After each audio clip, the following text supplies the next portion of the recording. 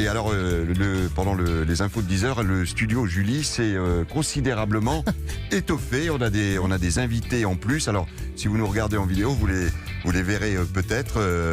Elles sont là sur la table. Ce sont des poupées. Des Barbies. Des Barbies. Et nous sommes heureux d'accueillir dans ce studio Elisabeth Mouette. Bonjour Elisabeth. Bonjour. Vous êtes directrice marketing de Mattel, le producteur de cette poupée inoxydable, magique même on va dire. Et si vous êtes là, c'est qu'elle fête ses 60 ans.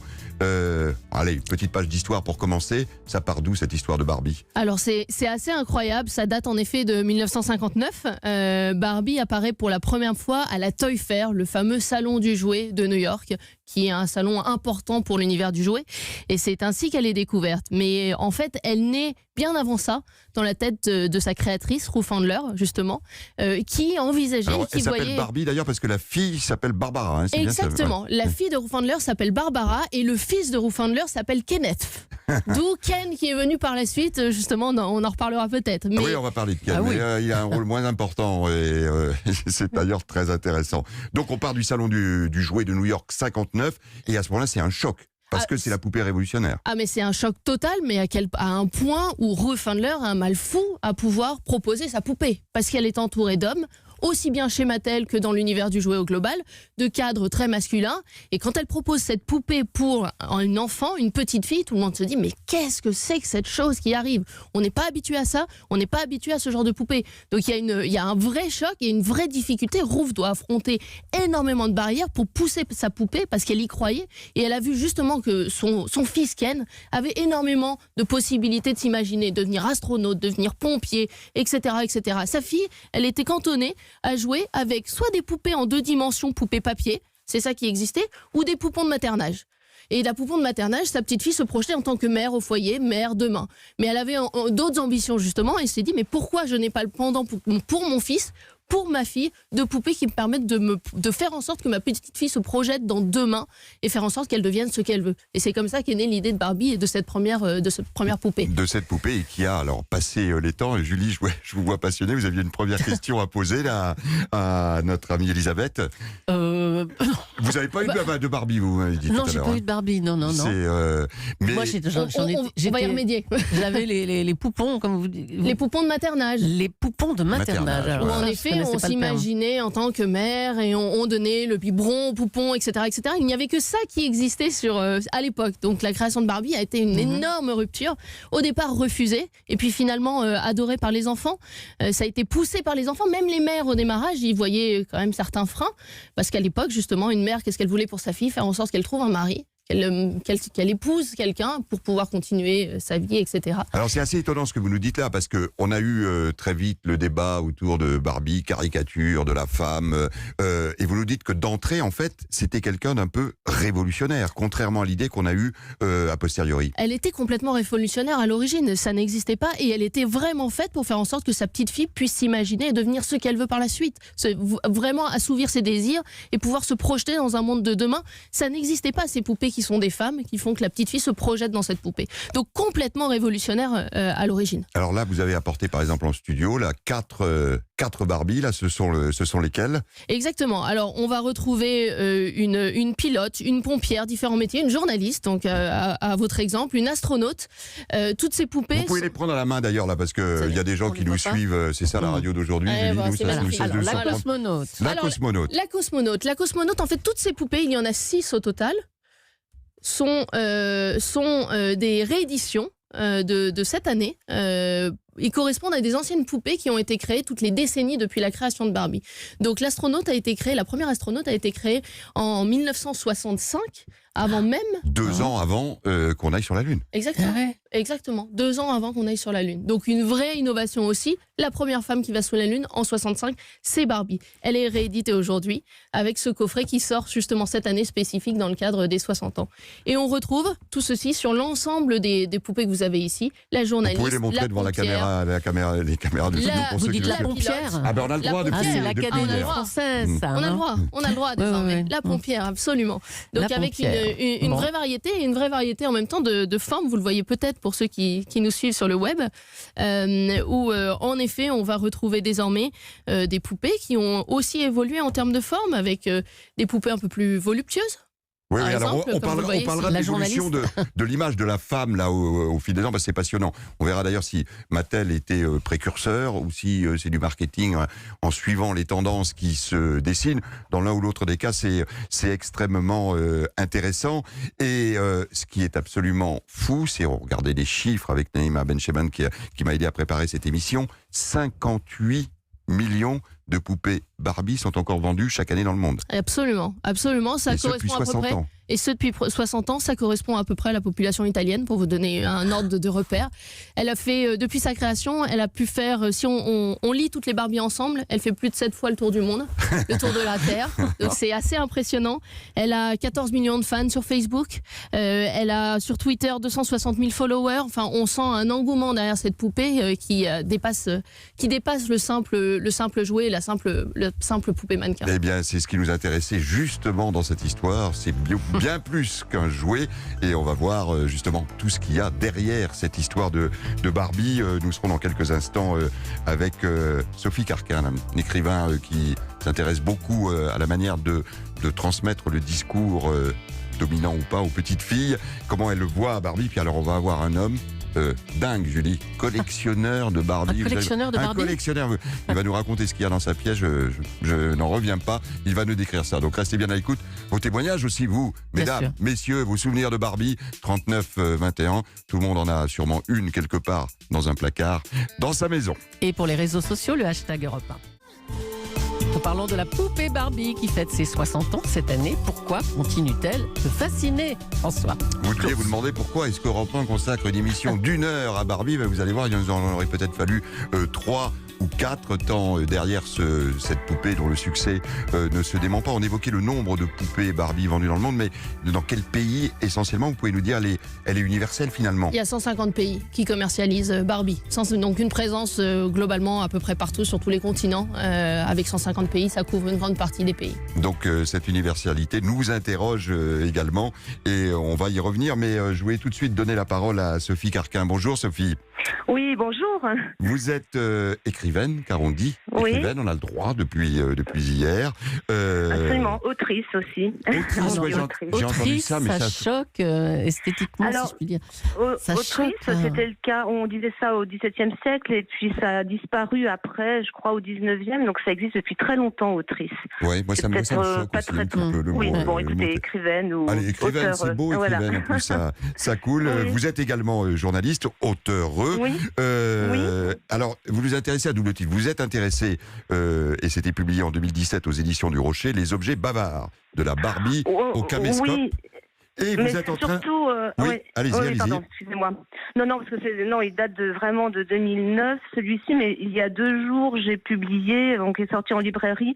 J'aimerais te parler d'elle. Oui, voilà, pardon. Mais parce que justement, vous vous intéressez à la manière de véhiculer un discours dans l'éducation des petites filles dans ce livre, puisque vous présentez les portraits de 50 femmes comme modèle, finalement, pour des jeunes filles, pour essayer de casser un petit peu les stéréotypes sur les modèles sociétaux qui sont aujourd'hui véhiculés. Alors vous, Barbie, c'est quoi? C'est la femme soumise ou c'est la femme libre? Mais écoutez, il y a vraiment les 2 faces d'une même médaille. Je suis absolument pas opposée aux Barbie et je crois, pour avoir écrit pas mal de papiers sur le sujet, que Barbie représente en fait une certaine forme de puissance chez les petites filles, ce que peut-être les féministes n'ont peut-être pas vu à l'époque. Où, on voit, il y a 2 choses, c'est-à-dire effectivement Barbie qui peut être journaliste, pompière, astronaute, et donc qui sort la petite fille du rôle de mère et qui lui permet de se projeter dans un rôle de femme finalement. Il y a aussi la Barbie qui évoque la sexualité, puisqu'elle est là avec ses seins obus. C'est la preuve que les enfants ont une sexualité, comme disait Freud. Donc tout ça, finalement, ça a fait pas mal grincer les dents et grimacer les mères, parce qu'on n'a pas tellement envie de voir ça chez sa fille. Donc il y a ça d'un côté chez Barbie, donc c'est effectivement une Barbie qui peut pratiquer plusieurs métiers, mais l'autre face, c'est quand même, le problème de Barbie, c'est quand même son corps complètement irréaliste et chimérique. Donc des jambes de gazelle, des seins obus, les yeux qui papillotent, les pieds cambrés qui ne touchent pas terre, donc c'est assez symbolique. Ça, c'est vraiment ce qu'on lui reproche, je crois. Alors ça, ça a été la grande revendication, allez, on va dire féministe des années 60-70, au point, on peut dire, Elisabeth Mouette, que face à ces critiques, vous vous êtes un petit peu adapté et les derniers modèles de Barbie jouent des différenciations. On va avoir une Barbie un peu, on dit curvy en anglais, comment on dirait en français? Voluptueuse, on va dire. Voluptueuse. Soyons voluptueux. Donc Barbie, ce n'est plus la blonde au sein obus, comme on dit, et particulièrement, stéréotype féminin, américain, la blonde un petit peu. Vous avez travaillé sur cette image, à commencer d'ailleurs par la Barbie de couleur dès la fin des années 70. Exactement. En fait, sur toute la diversité ethnique, il y a une vraie volonté de faire en sorte que Barbie représente l'ensemble des femmes et l'ensemble des petites filles en devenir. Donc avec une vraie diversité, en 68, c'est la première poupée noire qui existe sur le marché, qui est commercialisée par Mattel. À l'époque 68, il faut se rappeler, c'est l'époque de Martin Luther King qui se fait assassiner. Donc vous imaginez à l'époque, dans la société américaine, sortir une poupée noire, ce que ça pouvait vouloir dire. Donc une diversité ethnique qui est là depuis longtemps, avec des hispaniques qui sont arrivés dans l'ensemble de la gamme dans les années 80. Et puis au global, aujourd'hui, on a plus d'une centaine de poupées différentes en cheveux, en couleur de peau, etc.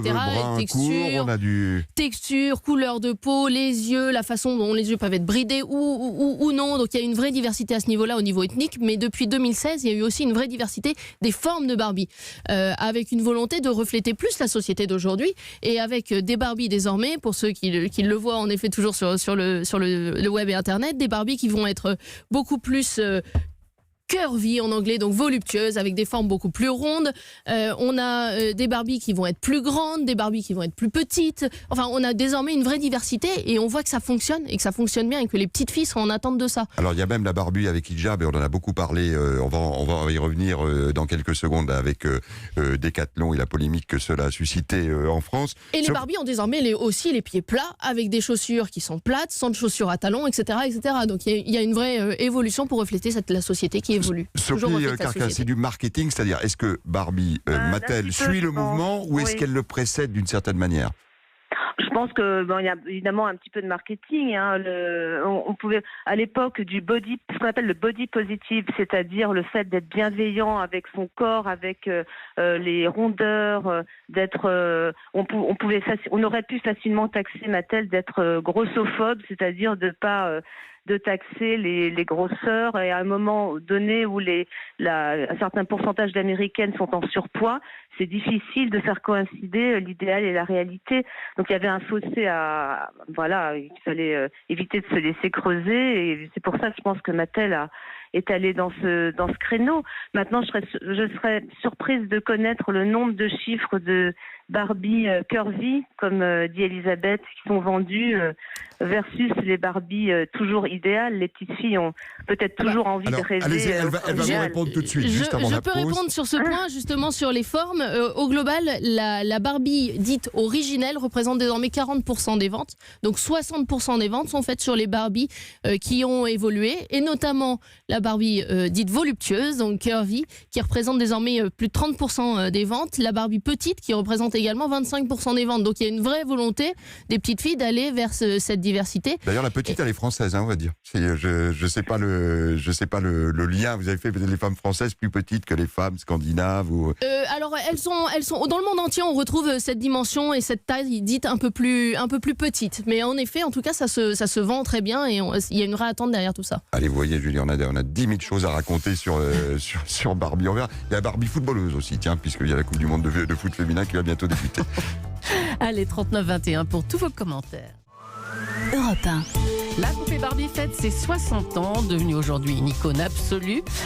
Elle a dû évoluer face aux critiques qui, au départ, la trouvaient trop stéréotypée, trop superficielle et oisive. Alors du coup, on la retrouve maintenant avec des tenues de femmes actives, exerçant un véritable métier. Voilà. Il y a eu des Barbies aussi adaptées à certains pays. J'ai découvert, il y a une Barbie Chantal Goya. Et un Ken, Johnny Hallyday aussi.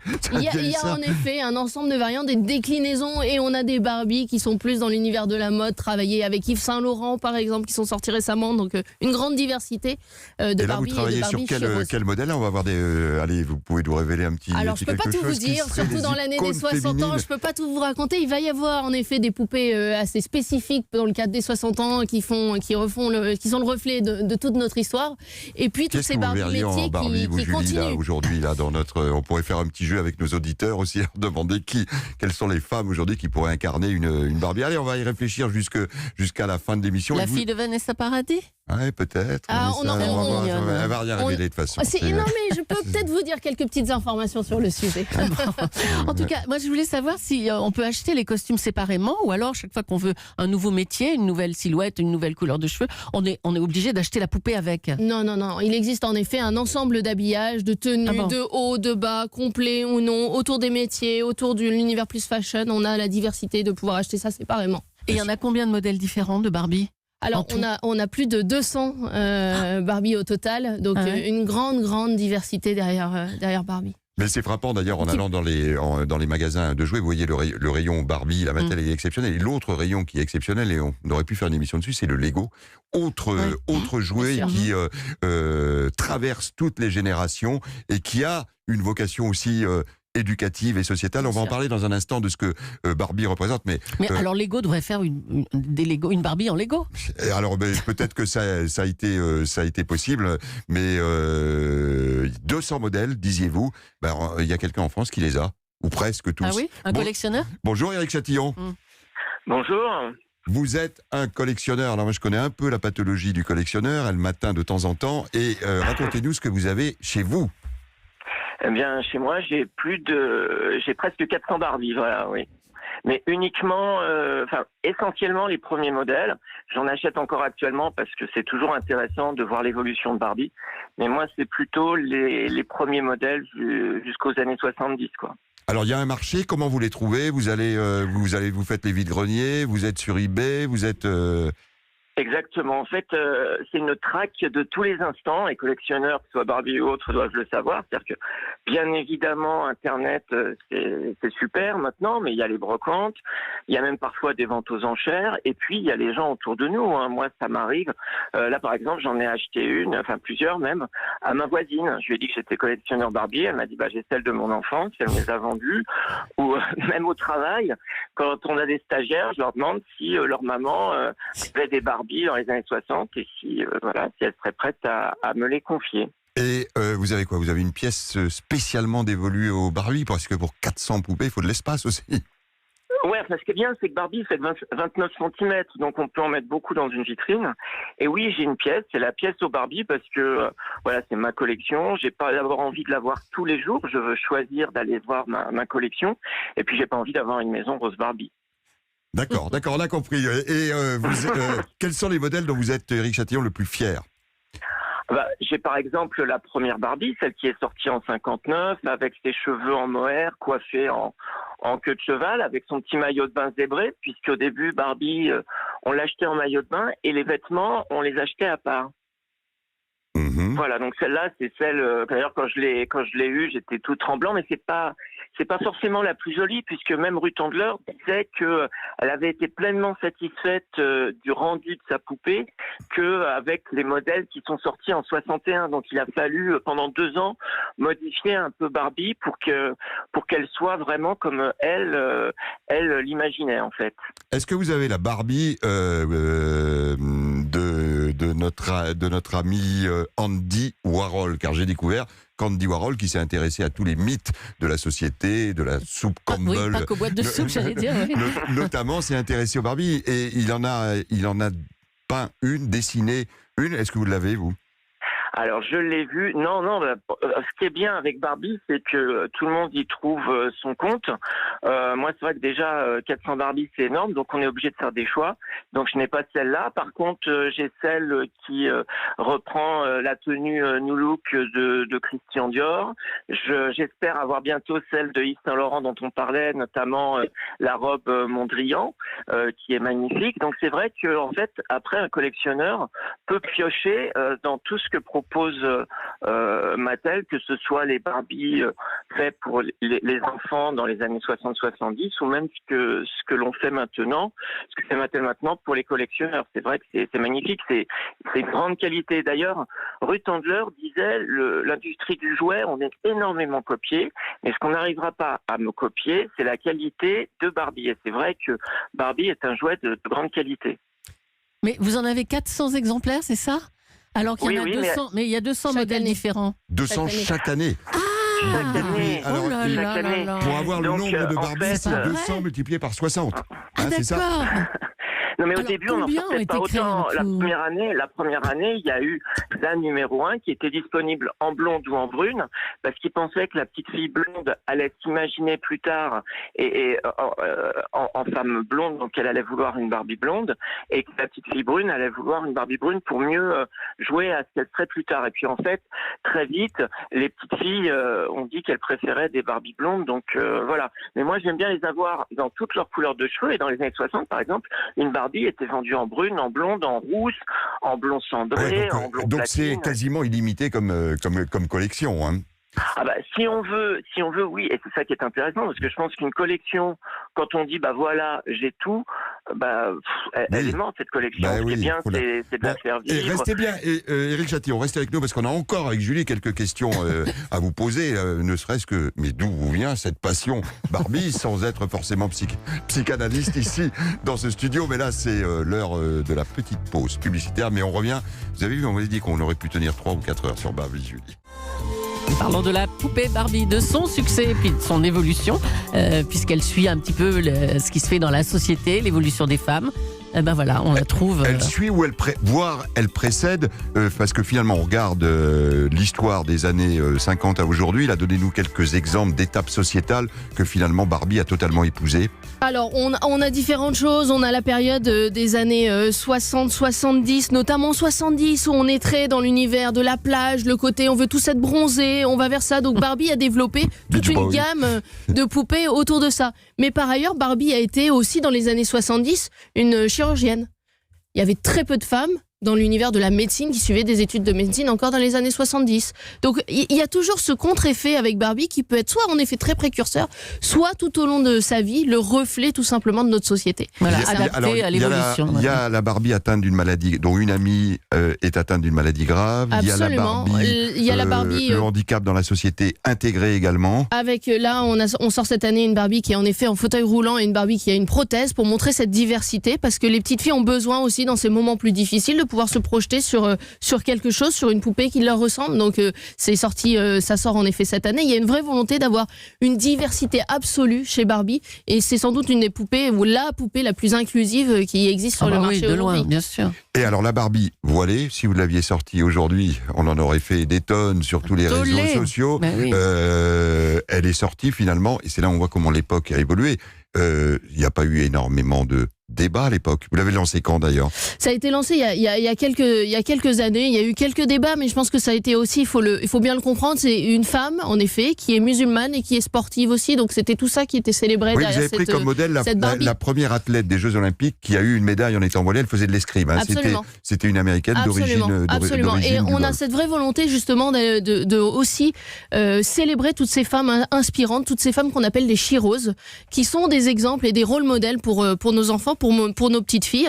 On en a énormément. On a célébré l'année dernière, par exemple, Hélène Darroze en tant que chef reconnue mondialement. Et on sait à quel point il y a peu de femmes chefs justement aujourd'hui. Et on a cette volonté d'aller beaucoup plus loin encore dans les années qui viennent pour continuer à présenter aux petites filles des femmes inspirantes, parce qu'on en a besoin. Sophie Carca, Oui. vous adorez, vous adhérez, j'allais dire adorer, Oui. Et adorer, cette oui, idée, oui. oui, parce que vous publiez les portraits pour des petites filles là, très bientôt, Oui. dans votre livre Bah, qui c'est s'appellera sorti. J'aimerais te parler d'elle, Oui. aux éditions Albin Michel. Oui, Barbie est un bon véhicule d'émancipation des femmes. Bah, écoutez, oui, dans cette mesure-là, moi j'adhère effectivement totalement à ces rôles modèles, et je crois que même que Barbie a créé une Barbie Amelia Earhart, l'aviatrice. Il y a eu Frida Kahlo, donc je pense qu'il y a eu quelques soucis avec Frida Kahlo et les héritiers, mais bon, bref, moi, ce sont des femmes dont je parle, dont j'aimerais te parler d'elles. Effectivement, ces destins de femmes incroyables qui poussent les petites filles en avant. Moi, j'assortis ça de petites leçons de vie à chaque fois pour les inciter à devenir des filles d'extérieur, un petit peu comme Barbie aussi dans le fait aussi. Pourquoi pas une parce Barbie que- Simone Veil? Ah, c'est... Bah, Ça fait partie, Oui. encore là-dessus, tout est possible sur justement cet élargissement. On a travaillé sur Frida Kahlo, il pourra y en avoir d'autres. Après, on souhaite Mais aussi pouvoir... vous travaillez comment? Vous avez des études marketing, vous avez qu'est-ce qui pour vous fait émerger à un moment donné une figure féminine que vous voulez transmettre? Alors, il y a différents éléments. En effet, on a des études marketing qui montrent aussi quelles sont les femmes qui peuvent inspirer, mais on va aussi nous-mêmes les choisir. Là, pour cette année qui arrive, on a un ensemble d'événements qui vont être organisés autour de femmes inspirantes. Je peux pas toutes vous les révéler, mais elles sont dans des domaines très différents, soit très connues, soit au contraire des femmes qui sont complètement inconnues du grand public, dont par exemple une capitaine pompière. Et on va faire en sorte de faire rencontrer des petites filles et ces femmes inspirantes dans différents univers et dans différents métiers pour qu'elles puissent se projeter, qu'elles puissent raconter leur expérience, qu'elles puissent transmettre. Et on se rend compte qu'on en a besoin aujourd'hui parce que à partir de 5-7 ans, en fait, les petites filles croient un peu moins en leur potentiel de développement que les garçons. Il y a eu pas mal d'études qui ont été menées aux États-Unis et en France. Sophie Carquin, Oui. ce sont des études que vous validez également? Oui, effectivement, on connaît parfaitement l'autocensure chez les filles qui sévit. On sait parfaitement que les filles sont plus brillantes à l'école que les garçons, généralement, évidemment, jusqu'à la fin du lycée, par exemple. Et en première terminale, les garçons prennent le relais, comme si, arrivé au moment des choix décisifs et du métier, de la carrière, les filles, soudain, envisageaient leur fonction de mère et se limitaient. C'est ce qu'on appelle les croyances autolimitantes aussi. Elles croient effectivement moins en leur potentiel. Elles se disent je n'y arriverai pas.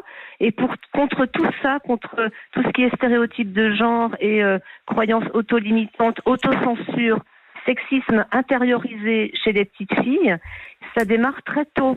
Nous, on a fait une étude, je collabore aussi à Madame Figaro, et on a fait une étude qui était exclusive au journal sur le sexisme chez les filles et les garçons d'ailleurs, et on sait que un enfant sur 5 en maternelle déjà souffre de sexisme. Alors, sexisme, ça peut être tout simplement, on sait bien, la place dans la cour de récréation, etc.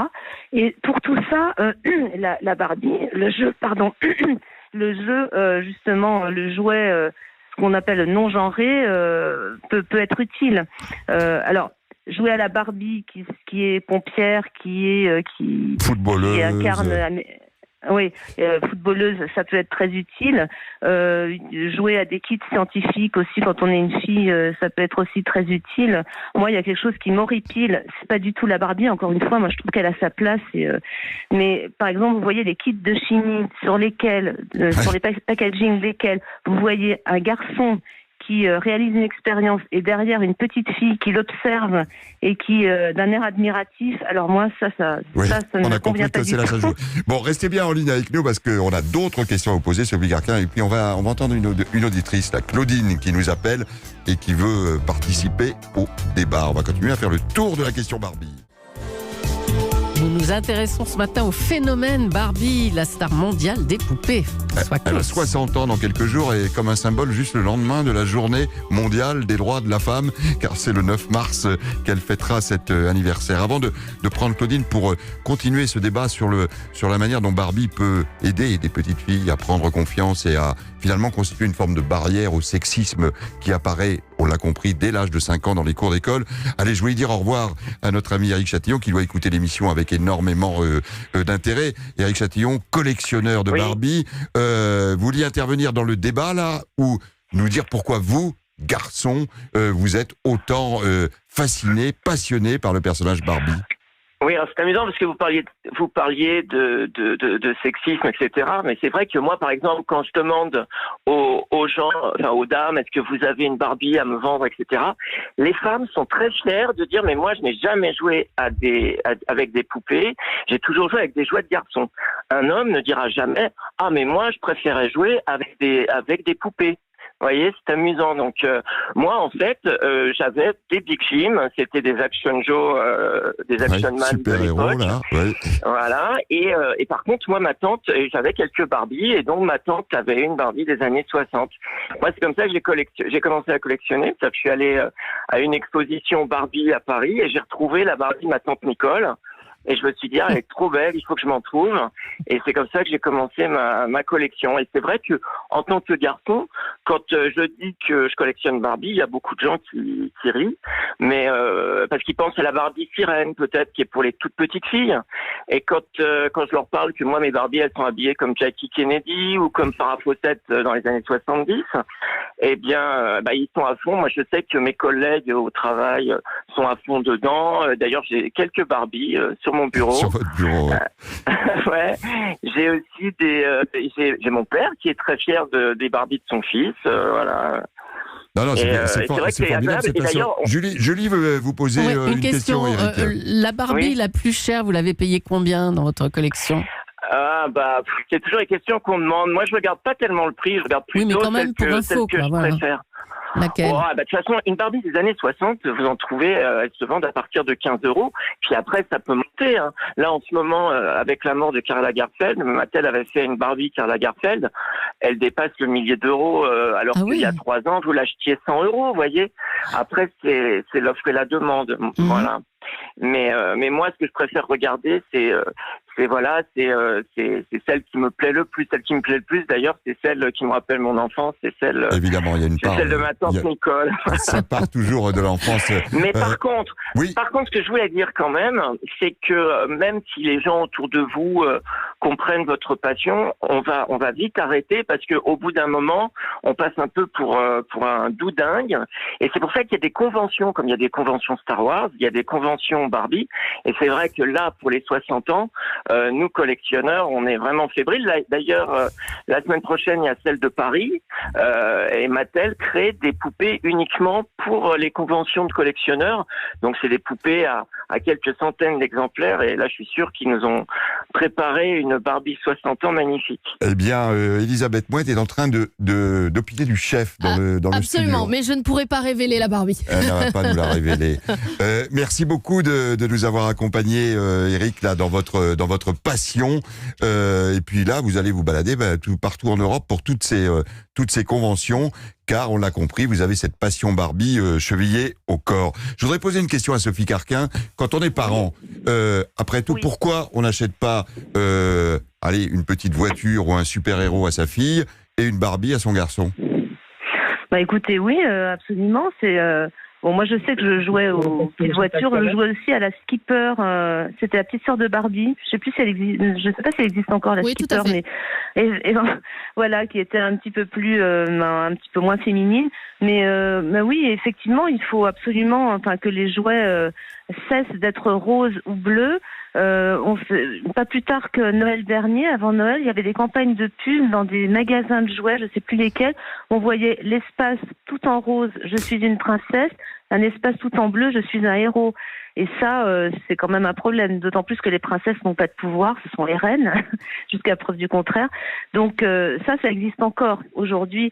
Donc il faut évidemment arrêter ça tout de suite. Comme je le disais tout à l'heure, c'est encore plus ennuyeux quand il s'agit de jouets pédagogiques. Oui. À mon avis, la Barbie, on y joue quand on est petite. Moi, j'y jouais, ça m'a pas empêché de mener une carrière, et comme beaucoup de femmes. Je crois qu'il faut cesser. C'est peut-être un jouet transgressif d'une autre façon, comme on le disait tout à l'heure, parce que c'est un jouet un petit peu sexualisé, etc. Mais sinon, ça n'empêche pas les petites filles, je crois, de devenir ce qu'elles ont envie d'être. Il faut juste qu'elles jouent aussi à d'autres jouets, évidemment. Voilà, bien sûr. À chaque fois, mais on voit le rôle aussi finalement des parents dans l'acte d'achat finalement et dans l'acte d'accompagnement de ses enfants. La pauvre Claudine, elle nous attend au téléphone. Comme on a évidemment beaucoup d'auditeurs, on a beaucoup de pubs et donc du coup on est obligé de faire patienter Claudine, mais elle voulait intervenir dans le débat, elle nous appelle du boulot et on va la prendre après la pub. Et je précise que c'est nous qui la rappelons. Absolument. Le tour de la question sur la poupée Barbie. La poupée Barbie, on entend écouter la musique. Quelles ont été les stars musicales qui ont été représentées en Barbie? On n'a pas entendu parler de Madonna. Il y en a eu. Alors vous les citez là comme ça, elles ne me viennent pas forcément, mais il y en a forcément eu. Et de toute façon, elle a incarné aussi les styles musicaux. La poupée elle-même, quand on était dans les années 80, on a retrouvé la poupée beaucoup plus rock avec la guitare électrique, Barbie, etc., etc. Donc elle a toujours incarné. Électro, là peut-être aujourd'hui, là devant ses platines, sera peut-être à venir. On peut imaginer, comme me le dit à juste titre Sarah Cruz, qui prépare l'émission avec moi, que il y a des problèmes de droit, j'imagine, aussi. Bien sûr. Mais enfin, il y a le Ken Johnny Hallyday. Ah, il y en a, et il y a encore une fois, il y a des Barbie dans tous les univers. On a parlé de Frida Kahlo. On a une variété de Barbie qui représentent aussi ces femmes chiroses, justement, qui sont hyper importantes pour ces petites filles. Je l'évoquais à l'instant, un mot sur Ken, quand même. Ken, il apparaît dans l'histoire. 61, dans les années 60. Bah, 2 ans après. On a le sentiment quand même, alors quand on parle de la Barbie stéréotypée, Ken, on se dit mais bouge-toi un peu, gars, il est quand même extrêmement écrasé un peu par Barbie, peut-être. Alors, vous savez d'où vient l'origine de Ken? Comment est né Ken? Ken est né en fait du fait de la demande des petites filles. Tout simplement, des petites filles ont écrit à Mattel et ont demandé: mais on a besoin de pouvoir continuer notre jeu avec la Barbie et la poupée, avec justement un pendant masculin. Et c'est comme ça qu'est né Ken, suite à la demande des petites filles. Et ça marchait? Et ça a marché. Alors ça a pris un peu plus sans aucun doute un peu plus de temps, et puis surtout aussi pour passer les barrières de la distribution, déjà. Parce qu'encore une fois, il y a le côté consommateur et puis il y a la distribution. Et aujourd'hui encore, on voit que Ken est moins représenté, et pourtant il fonctionne. Il est très fréquemment en rupture de stock en rayon. On a, vous le verrez dans cette année, même dans différents univers, on va pouvoir retrouver des sirènes avec Barbie. On a un Ken Triton. Mais c'est pas facile de mettre un Ken Triton sur étagère, et pourtant c'est demandé. Et c'est demandé par les petites filles, et ça fonctionne extrêmement bien. Donc il y a une vraie demande. Alors, sur cette question, Claudine qui patiente. Bonjour Claudine. Bonjour. On est désolé de vous avoir fait patienter, on vous a rappelé, mais de vous avoir fait attendre, et vous vouliez intervenir dans le débat. Vous nous appelez du sud-ouest. On a beaucoup d'auditeurs dans le sud-ouest. Hein. Nous étions dans le Tarn-et-Garonne tout à l'heure, et nous sommes dans les Pyrénées-Orientales, au Boulou exactement. Alors, tout à fait. Alors allez-y Claudine. Oui, alors moi je voulais savoir pourquoi on s'offusque de ce que les petites filles se projettent sur une Barbie stéréotypée avec un corps de rêve, des hauts talons, etc. Alors que personne ne trouve rien à redire pour les petits garçons qui se projettent dans Batman, Superman, Spiderman, qui à mon humble avis ne sont pas plus réalistes que la poupée Barbie extraordinaire. Non, mais si vous les avez bien entendus, Claudine, on ne s'offusque pas. Non, mais enfin, disons que le féminisme à tout va, à tout prix, me choque un petit peu. Moi, oui, mais on est en train de développer plutôt l'idée que finalement Barbie incarne une forme de femme libre quelque part. C'est exactement ce que disait Ruth Handler quand elle l'a créée. C'est Barbie incarne une femme qui a le choix, et ça a toujours été l'objectif et l'origine de Barbie. Et on continue en ce sens dans tout ce qu'on met en place sur Barbie avec les différentes déclinaisons que vous connaissez. Et vous, Claudine, vous avez eu des Barbies? Moi, j'ai eu une Barbie qui m'a été envoyée dans les années 65-66 par ma correspondante américaine. Voilà. Et à l'époque, ça a été un choc pour vous, pour vos parents, tellement on évoquait en début d'émission le caractère totalement novateur de l'image renvoyée par cette poupée. Non, absolument pas. Moi, je l'ai trouvée très jolie et j'étais très contente. Ça ne m'a pas surprise, non. Et vous en avez acheté à vos filles? Ça venait d'Amérique aussi, donc à l'époque, le rêve américain, peut-être, je ne sais pas. Et vous en avez acheté à vos filles, Claudine? Mes filles, oui. Ma fille, oui, a eu des Barbies, oui, bien sûr. Qui elle-même a acheté des Barbies à sa fille, peut-être, si elle a une fille? Ah non, parce que la petite fille n'est pas très portée sur ce genre de choses. Ah bon, elle joue aux petites voitures, elle joue... Non, elle est très portée sur les animaux, elle veut être vétérinaire, elle fait du cheval, enfin voilà, donc elle est plutôt portée sur les animaux. Il faut acheter une Barbie vétérinaire. Merci Claudine de nous avoir appelés et d'être ainsi avec nous. Un petit mot, Sophie Carquez, sur ce que disait Claudine. Les petits garçons avec leurs super-héros et les petites filles avec Barbie, même combat, je vais dire. Oui, c'est ça, puisque Barbie incarne une certaine forme de puissance, même si la Barbie idéale n'était pas très réaliste, mais elle fait des efforts pour le faire. Oui, c'est un petit peu cette envie de rêver, cette envie. L'enfant se sent terriblement vulnérable, finalement. Quand on est petit, on est très vulnérable, et c'est une façon de dépasser sa vulnérabilité. C'est une façon de jouer à des scénarios alors qui peuvent être stéréotypés, comme les petits garçons qui jouent à la guerre, évidemment les petites filles qui jouent à des rôles plus sociaux. Maintenant, on peut aussi jouer avec les Barbies à des rôles un peu moins stéréotypés, j'imagine, mais D'où l'intérêt de les amener vers des choses un petit peu plus mixtes, vers des jouets un petit peu plus mixtes, vers des scénarios un petit peu plus mixtes. Et voilà, de les inciter à suivre des rôles modèles, quoi. C'est ça. Qui vont briser les frontières. C'est exactement, on est très en lien avec ce que vous dites, en effet, avec cette volonté de briser un peu ces barrières et de briser, on connaît le plafond de verre pour les femmes, le plafond de rêve des petites filles existe, et il faut qu'on arrive à le briser tous ensemble. Les Barbie s'investit énormément sur un projet à partir de cette année, mais ça va durer dans le très long terme, justement pour faire en sorte de présenter toutes ces rôles modèles à ces petites filles, d'être accompagnées par un ensemble d'acteurs de la société pour poser le sujet. Donc on travaille sur des études avec des spécialistes, des sociologues, etc. pour faire connaître le sujet parce qu'il n'est pas si connu que ça.